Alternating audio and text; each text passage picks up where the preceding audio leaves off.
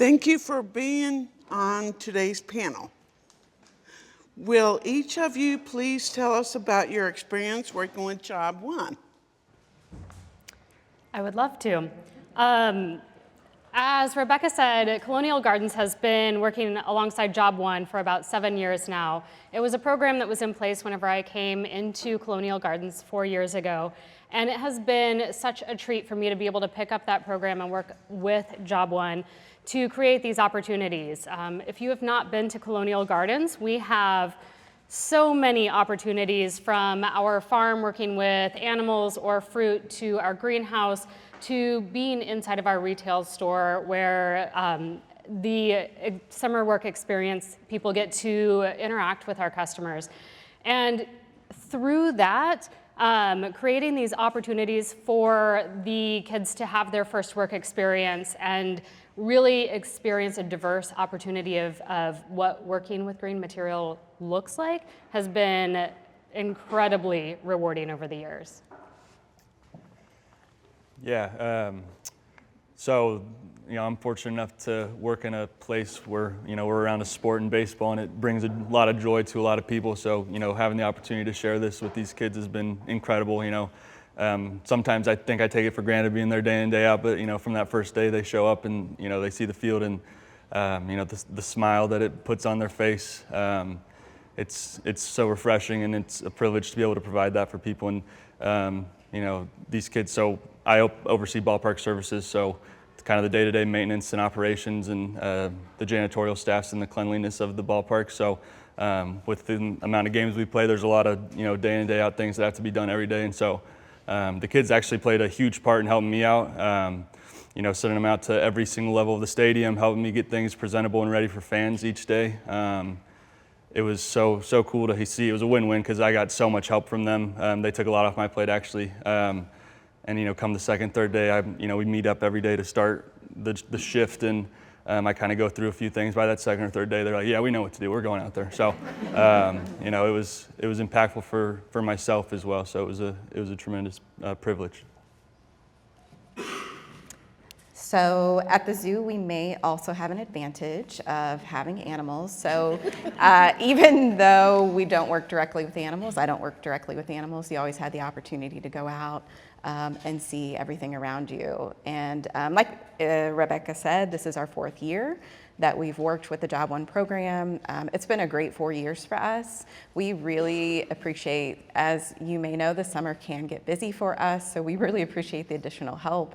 And even though it gets really hot sometimes, I think that the students still seem to enjoy themselves in that heat, learning the job skills, learning more about our horticulture and our custodial departments.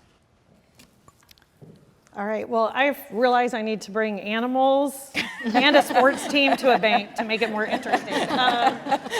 So we were introduced to Job 1 about 2 years ago, and we started leveraging them to do matches in our wholesale lockbox team. So that is really where you make a payment to a P.O. box, you get a bill from a company, and you get an invoice, and you send a check in.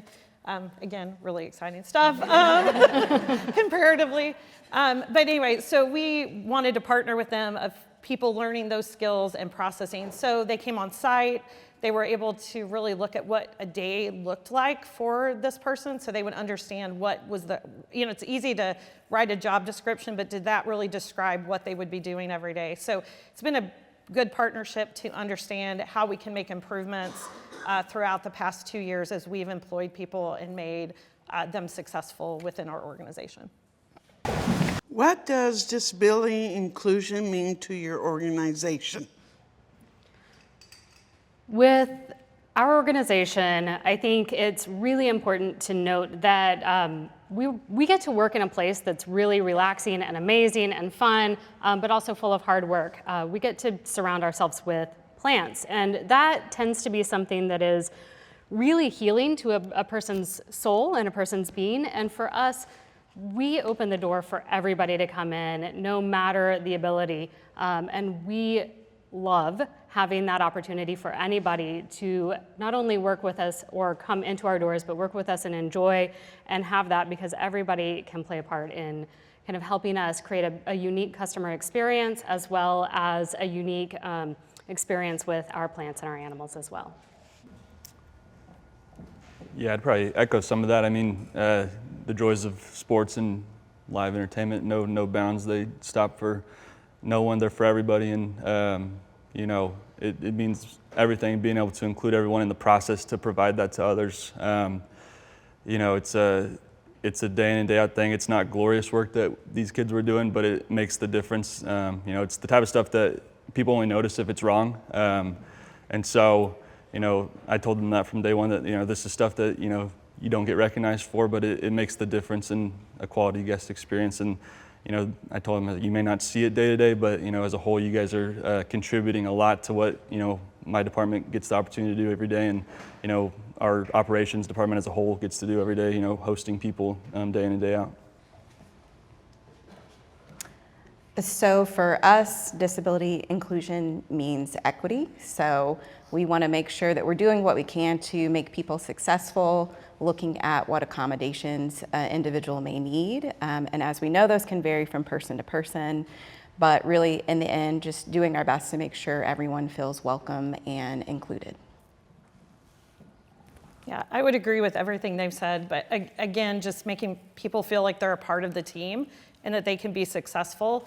And it can be the little things like, you know, what employee events do you have and how easy is it for them to get to that event can make a difference for somebody feeling included or not.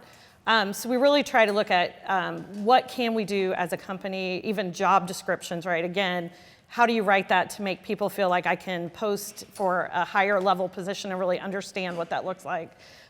We've recently started an employee resource group for people with disabilities or allies or family members caring for people with disabilities. And so we've got several representatives here if you want to talk to any of them of what we've done. But again, that inclusion to make people have that community and feel a part of the team.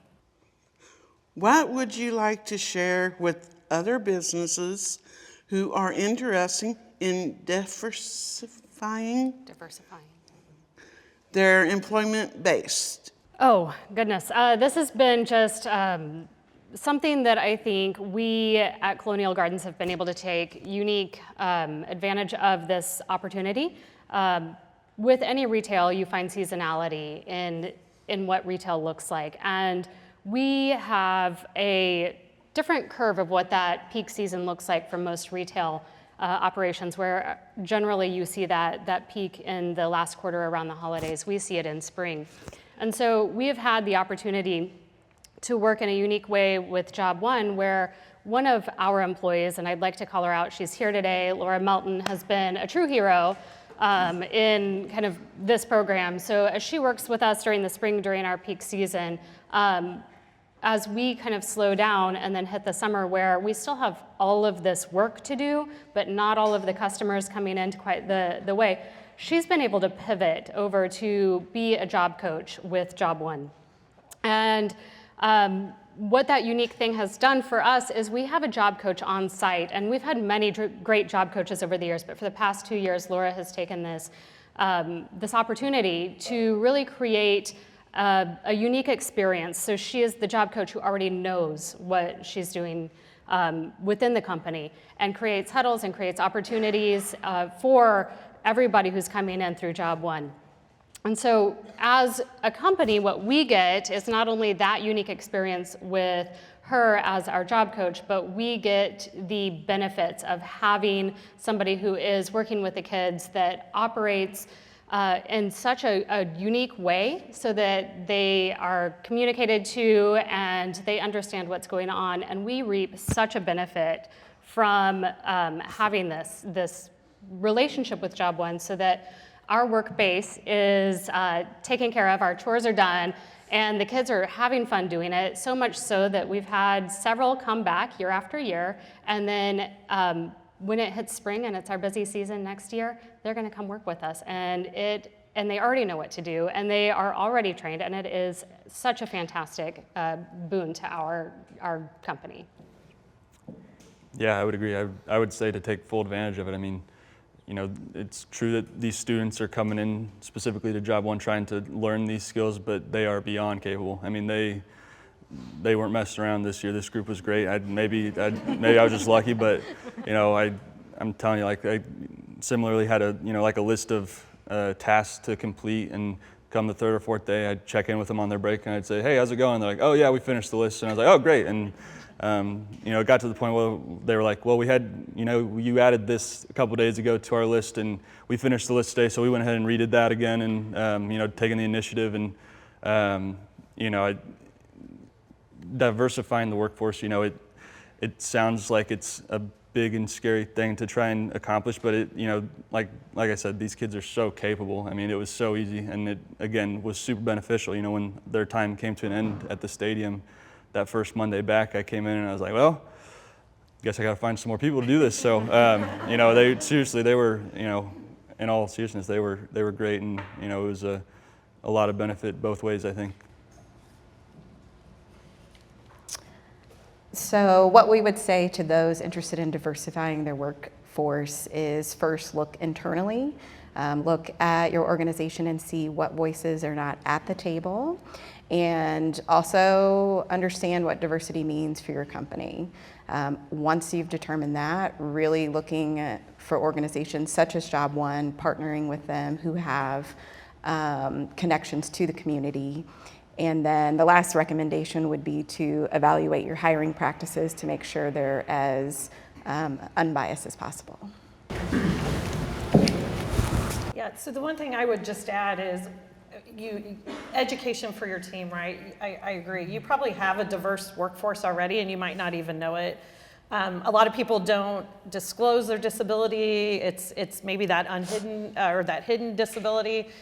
So you probably already have it. So I think by partnering with places like Job 1, you're learning not just for that pipeline of candidates that are coming in, but also for your current workforce and what can you do to really enhance them and again, make them successful in the future. So I would say partner, a lot of lessons learned in the education. I have a son on the autism spectrum and I came into this thinking one thing of what we would be expected to do as we employed individuals with disabilities.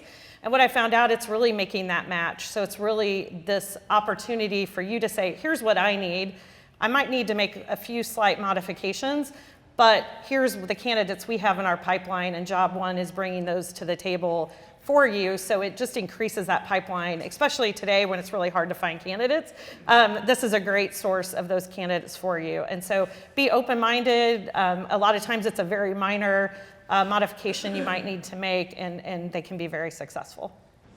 If I can add one thing, not only will they be very successful, but you will never find someone who takes such pride in what they do and a sense of ownership.